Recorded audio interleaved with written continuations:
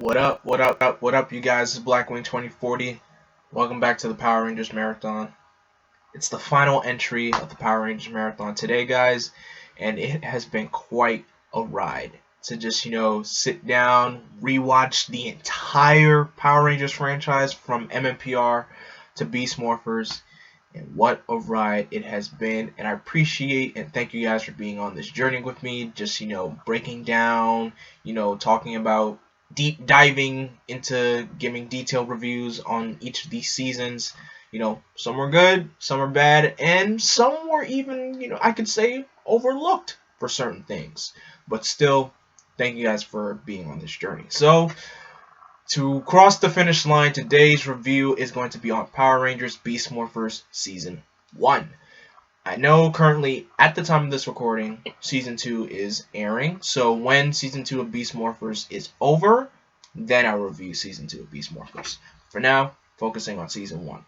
Now, before I get into the overall show, let's talk about how the show came to be exact.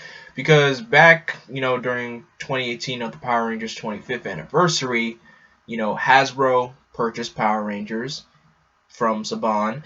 And of course, we got the announcement of the new season, which was going to be Beast Morphers. But the thing is, the season that they were adapting, of course, was going to be from Tokumei Sentai Go-Busters, which is a Sentai show that came out back in 2012.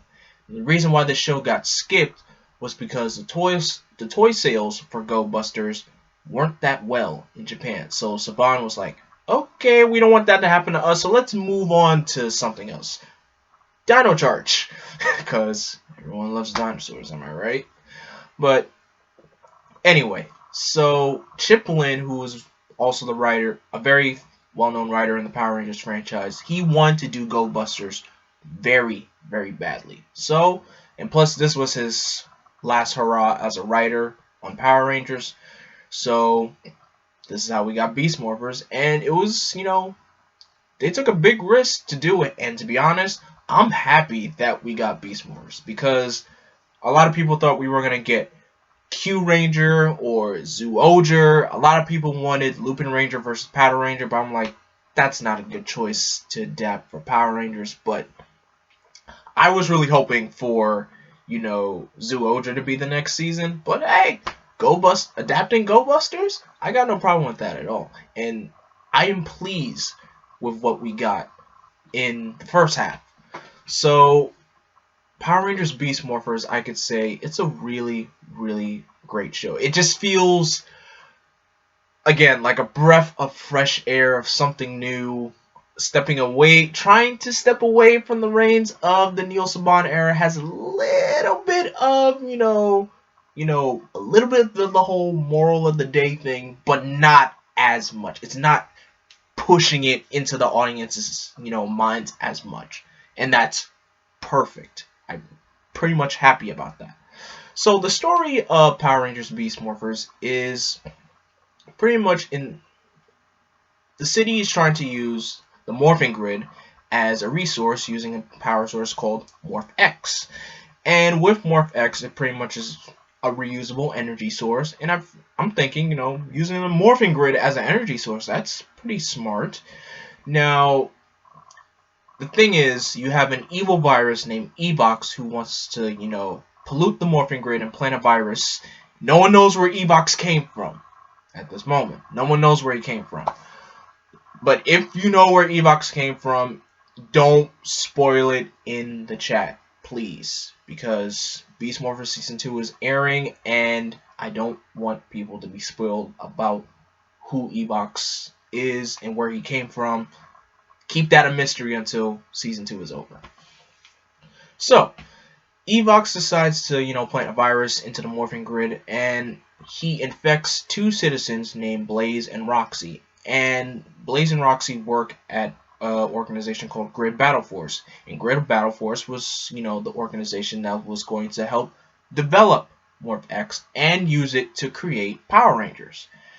But since Evox infected the grid, the experiment, Blaze and Roxy pretty much got put into a coma, and out of that creation also created avatar versions of themselves. So Blaze and Roxy started out as evil, except for Robbie Shaw, who was our Blue Ranger this season, and we have Devin Daniels, our Red Ranger, Zoe Reeves, our Yellow Ranger. So that's our three main team. And of course, later on as the show progresses, we get Nate Silva, who is the brains of Grid Battle Force. He's been part of the show since episode 1, but he also becomes the Gold Ranger. And we also have Steel, who is the Silver Ranger. Now I know what you're thinking, like, Steel is a robot. So how do you make that work? Well, I'm surprised on how they did decide to make the whole robot ranger thing work, because the thing is, when Nate got, Mantis DNA, he pretty much incorporated, Steel was able to incorporate, Scarab Beetle DNA for him to become a ranger. So it kind of pretty much mixed itself together with human DNA, and now Steel pretty much goes around calling himself he's a human. So pretty much Steel is human, but we're gonna go with that for now. So that's pretty much the basis, story of Power Rangers Beast Morphers. Zoe, Ravi, Devin, Nate, and Steel pretty much are our main Rangers this season, and their main goal is to defeat Evox and also save Blaze and Roxy from their, in order to save them, they have to destroy their Avatar counterparts, and of course that occurs during the story, and it's great. The story is really, really great, if I may say. Now, before I get on to my notes regarding the season as a whole, I won't be giving any, character development like how I do in my past reviews, because, like I said, this season 2 is still airing, so there's still more room for these characters to grow and develop. So for now, I'll just be giving my notes, overall notes of season 1. But before I do that, the suits, of course, are strictly, we get leather suits, and I like these suits, to be honest. They're really, really cool. A big, step away from the usual spandex that we get this, in this franchise, but leather suits, they rock. Alright, so let's get on to the notes. First positive note I have here is we get a lot of original footage. A lot of original footage is shot this season, and it's great because, of course, Ranger shows rely on Sentai footage, but here in Beast Morphers, the original footage just flows so well with the Sentai footage. You can never tell which is original, which is, Sentai. It just works very, very well, and I really like that. It's awesome. My next note here is human villains. Jumping back into Blaze and Roxy, because we haven't really gotten. We just been getting costume, villains. We never really got, human villains. So Blaze and Roxy was pretty much the perfect take to have for these villains. And speaking of, Blaze and Roxy, so Blaze's suit this season is pretty much the Dark Buster suit from Go-Busters, and that was used in the final 3 episodes of that show. So the fact that the franchise was able to use that suit for a full season, I was like, yo, that's freaking dope. Because pretty much the Dark Buster suit was pretty much, you could say, an evil version of the Red Ranger suit from Go-Busters, because the main villain in that show, Enter, was pretty much, you could say, a copy version of the Red Ranger in Go-Busters. So I love that suit. So the fact that we got to see the whole season was just incredible. And with Roxy's, avatar form, her form is a recoloring of the Femme Fatale villain, Escape, because her skin, design is, she has a purple face, but here, since Roxy was supposed to be the Yellow Ranger, they decided to recolor it and make it yellow. And I thought that was a smart decision, if I might say. It's a really, really good choice. Alright, next point I have, Ranger parents.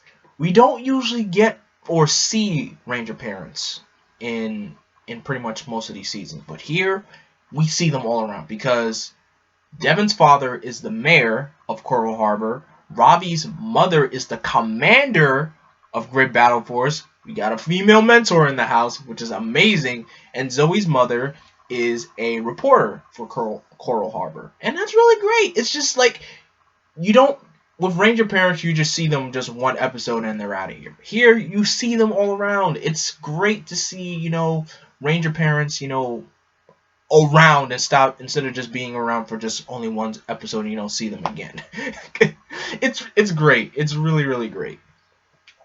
Alright, next thing I want to say, this season, a positive note I have here, the season does give off Time Force vibes. And here's why I say that. Because Devin, who I forgot to say, another brother in red, I love that. Devin and his father pretty much don't really see eye to eye. Kind of like how Wes and his father didn't see eye to eye. So, like many moments, Devin's father tries to get Devin a job. And, of course, the mayor, his father, is always wondering where's Devin keep running off to. He sees that every time he comes home, he looks like he's gotten into a fight. But Devin wants to tell his father, but he just can't. So when it's revealed to the mayor that his son is the Red Ranger, it pretty much took me back to that episode of Time Force. I'm like, this show is really giving me, Time Force vibes, and I love that.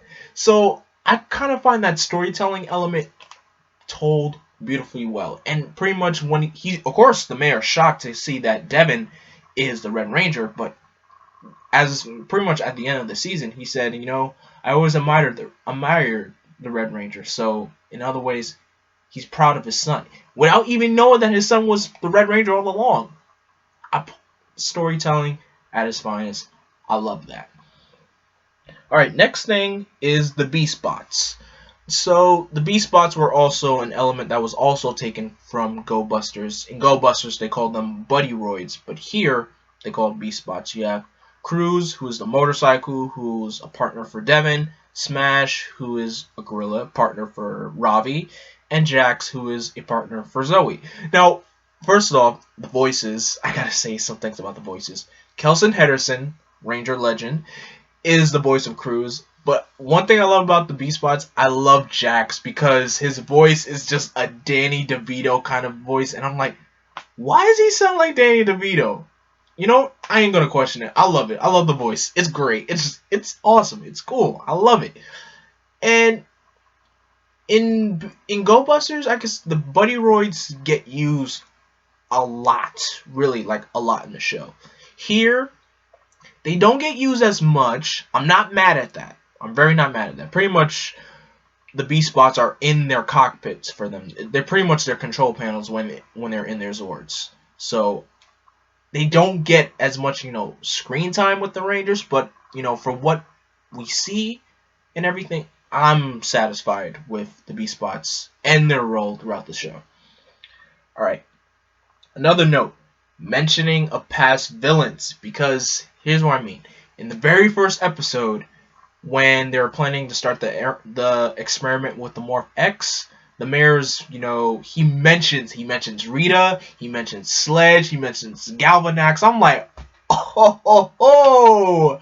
mentioning of past villains. I love that. Understanding and respecting continuity. I love that. It's just because you really don't really get that in, Rangers, seasons at all. The franchise, sometimes continuity is addressed, sometimes it's not. But the fact that the mayor mentions, Rita, Galvanax, and Sledge, incredible. I'm like, really, that's an incredible moment. And my last positive note, Ranger couples. We don't have just one. We got 2 Ranger couples up in here. We have Nate and Zoe, and you also have Ravi and Roxy. But here's the thing, though. In Grid of Battle Force, they have a rule where Rangers are not allowed to date Rangers. So, of course, Ravi couldn't really do anything with Roxy because she was put into a coma, and so he has to defeat her evil avatar. And Nate and Zoe's, relationship, how that starts, it starts off slow, and I like how it builds up because it starts off way before Nate even becomes a Ranger. Like, Nate gives Zoe as a secret admirer flowers on Valentine's Day, and then later on, when Nate becomes a Ranger and, they save the day and everything, Nate told Zoe that, remember the flowers I gave you on Valentine's Day? That was me. I'm your secret admirer.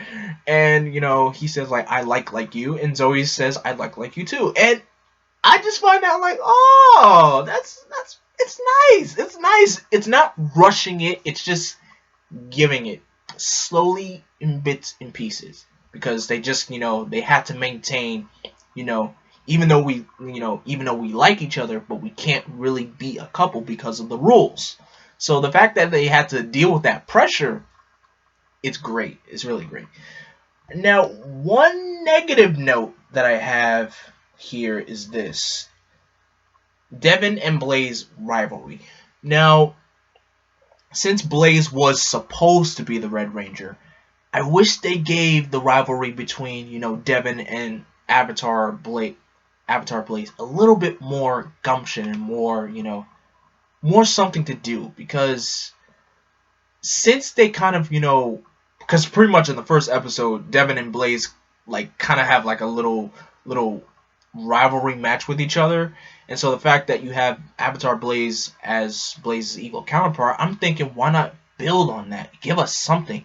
Have, like, every time, when the Rangers come across Blaze, let it just be a one-on-one match between Blaze and Devin alone, which does happen in the finale of this season. But I'm just saying, throughout the show, whenever Blaze shows up, have, the Rangers, take care of the Monster of the Week. I'm like, guys, you go over there. I'll take care of Blaze. Blaze is mine. So I feel like that is what could have worked. But other than that, it didn't happen that way. But whatever the case may be, I'm happy with what I got in Beast Morphers Season 1. I enjoyed this season. It was great. And if I were to, rank it or my rating for it, season's pretty raw. It's pretty raw. It's not mid. It's pretty raw because it's a really big step up from what we got in Ninja Steel, and I'm happy about that. But anyway, guys, thank you guys so much for watching my review of Power Rangers Beast Morphers Season 1. Stay tuned for my review of Season 2 when Season 2 ends and concludes. This Power Rangers marathon was so much fun. Some seasons felt good to watch again. Some seasons felt, rough to get through. But overall, I had a lot of fun, rewatching every single season. It felt like I was reliving my childhood again.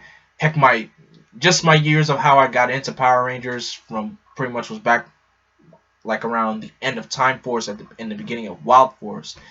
This was a great thing for me to do for the channel, and I thank you guys so much for watching all these reviews and everything, and I really do appreciate it. So thank you guys so much for enjoying this marathon. And since it's the end of the Power Rangers marathon, in the comment section below, what is your favorite Power Rangers season overall? Give me all your favorite things about it, thoughts, and things that you didn't like about your favorite season in the comment section below.